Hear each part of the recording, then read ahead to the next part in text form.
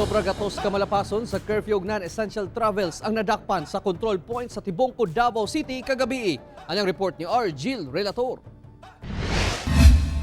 Huot ang dagan sa trapiko sa National Highway sa Tibungco, Davao City pasado las 10 Domingo sa gabi.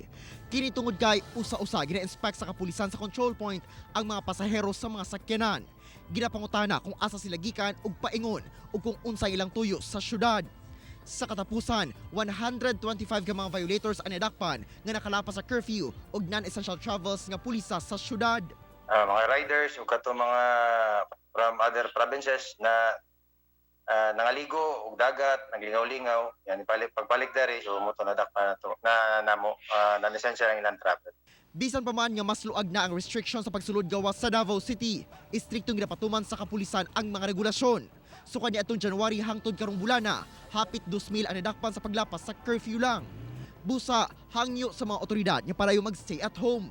Ang ato ang curfew in effect siya, tapos ang pagsita sa mga checkpoint kung essential lang ilang pagbiyahe na gihapon, so dili gihapon sila mag-relax kay nagapatuman gihapon ang kapulisan kauban ang taga Task Force Davao.